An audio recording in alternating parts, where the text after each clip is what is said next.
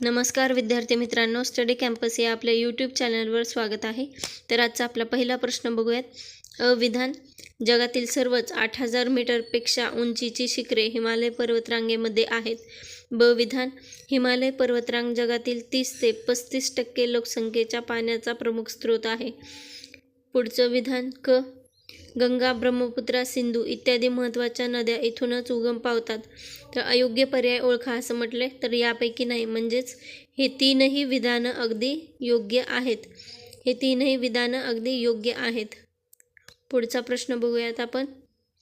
पृथ्वीवरील कोणत्या काल्पनिक वर्तुळाला बृहद्वृत्त म्हणतात? पृथ्वीचे 2 समान भाग करणारे वर्तुळ म्हणजेच पृथ्वीवरील कोणत्या काल्पनिक वर्तुळाला बृहद्वृत्त असं म्हणतात? तर पृथ्वीचे 2 समान भाग करणारे जे वर्तुळ आहे त्याला बृहद्वृत्त असं म्हटलं जातं. भारताच्या भूसीमा किती देशांना भिडतात? तर 9 देशांना भिडतात. बचपन MBA लक्षात ठेवा ही ट्रिक. पुढचा प्रश्न. खालीलपैकी कोणत्या राज्याला बांगलादेशाची सीमा लागून नाही? मणिपूर, मिझोरम, त्रिपुरा, मेघालय. तर याचं अचूक उत्तर आहे मणिपूर.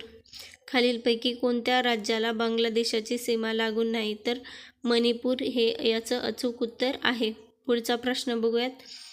हिमाद्रीच्या उत्तरेला सिंधू व ब्रह्मपुत्रा नदी खोऱ्यांच्या पलीकडे स्थित पर्वत शृंखलेला काय म्हटले जाते? तर ट्रान्स हिमालय असं म्हटलं जातं. हिमाद्रीच्या उत्तरेला सिंधू व ब्रह्मपुत्रा नद्या खोऱ्यांच्या पलीकडे स्थित पर्वत शृंखलेला ट्रान्स हिमालय असं म्हटलं जातं. पुढचा प्रश्न. खालील पर्वतरांगांचा उत्तरेकडून दक्षिणेकडे क्रम लावा.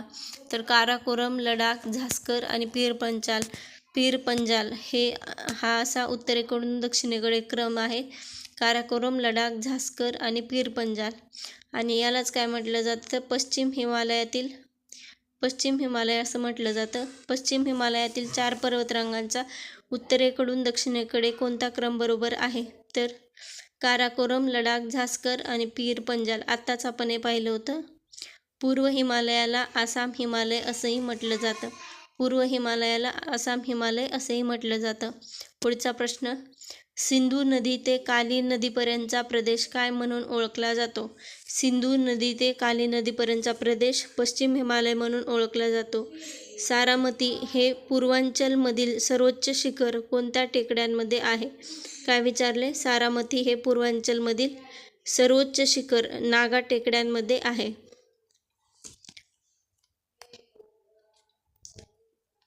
पुढचा प्रश्न बघूयात. सिक्कीममध्ये खालीलपैकी कोणती खिंड नाही? जेलेपला, नथुला, दिहांग की यापैकी नाही? तर सिक्कीममध्ये दिहांग नावाची खिंड नाही आहे. जेलेपला आणि नथुला या खिंडी आहेत. सिंधू नदीची लांबी 2880 किलोमीटर आणि सिंधू नदीचा 60% भाग हा पाकिस्तान देशात आहे. सिंधू नदीची लांबी 2880. पुढचा प्रश्न बघूयात. भारतातील सिंधू नदीच्या उपनद्यांपैकी सर्वात लांब उपनदी कोणती आहे? तर चिनाब ही उपनदी आहे. सिंधू नदीची खालीलपैकी कोणती उपनदी नाही? तर सतलज, रावी, बियास, ब्रह्मपुत्रा. तर ब्रह्मपुत्रा ही सिंधू नदीची उपनदी नाही. भारतातील सिंधू नदीच्या उपनद्यांपैकी सर्वात लांब उपनदी कोणती आहे? तर चिनाब.